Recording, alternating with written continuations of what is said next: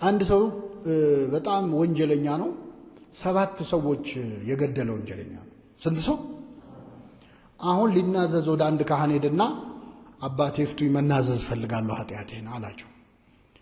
እሺ ምንድነው የኔ ልጅ ሲሉት 7 ሰው ገድያለሁ አላቸው።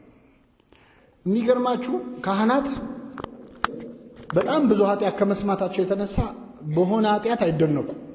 አሁን እኛ የሚመስለን የሆነ ኃጢአት ስትነግራቸው ወይ ጉድ እንዲህ ሲያረግ ከርሞ መጣ የሚሉ ነው የሚመስለናል። ለሐኪም በሽታ አዲስ ነገር ነው፣ ለካህናት ኃጢአት አዲስ ነገር አይደለም።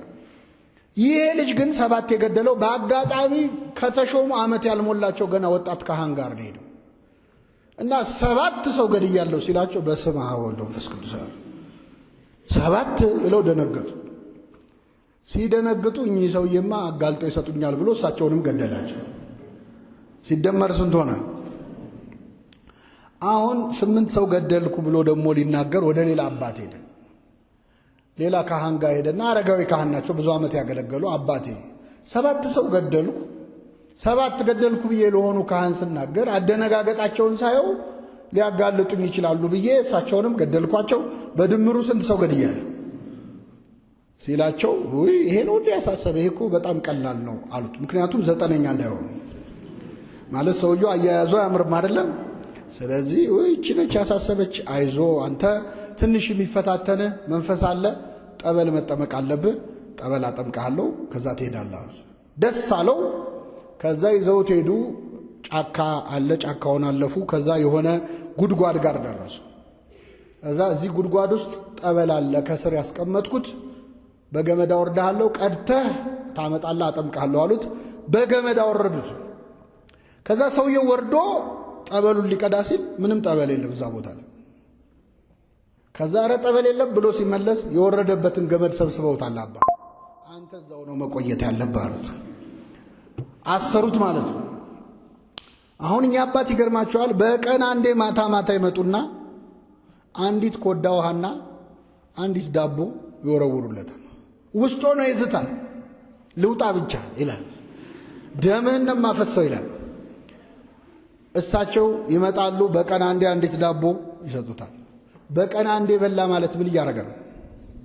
አቤት እየጾመ ይመጣሉ፣ ይሰጡታል። ልውጣ ብቻ ይላል።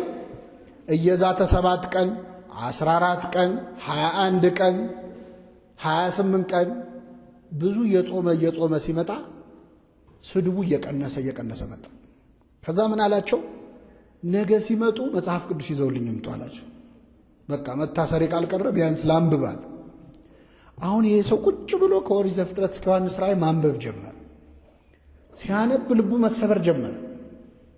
ኧረ የኔ አባት እኔ 7 ሰው ገደልኩ እላለሁ፣ ለካ የኔ ኃጢአት ብዙ ነው፣ እንዲህም አድርጌያለሁ ይላል። አይዞ እግዚአብሔር ይፍታ ይሉታል፣ ይሄዳሉ። ደግሞ መልሶ እያለቀሰ ደረቱን እየደቃ ይጠብቃቸዋል። ምን ነው ይሉታል፣ ለካ እንዲህም አድርጌያለሁ ለካ ይላል። መጽሐፍ ቅዱስም ባነበበ ቁጥር ራሱን እያየ ማለት።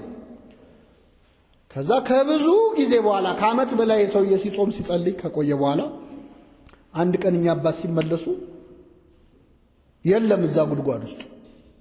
ደነገጡ። ያው የሱ ነገር ቤት በኩል ሊመጣ ነው ብለው ሲያዩ አባቴ ይፍቱኝ የሚል ድምፅ ሰሙ። ቀና ሲሉ አየር ላይ ነው ያለው። በቅቷል ሰው። እግዚአብሔር ይፍታህ አሉት፣ ተሰወረ። ይህን ሰው ወደ ቅድስና ወደ ህብአት ወደ መሰወር ያበቃው ካህኑ የሰጡትን ቀኖና ምን ስላለ ስለፈጸመ። አባቶቻችን ጾሙ፣ ጸልዩ፣ ስገዱ የሚሉን ሊቀጡን አይደለም፣ ወደ ማን ሊያቀርቡን ነው? ወደ እግዚአብሔር።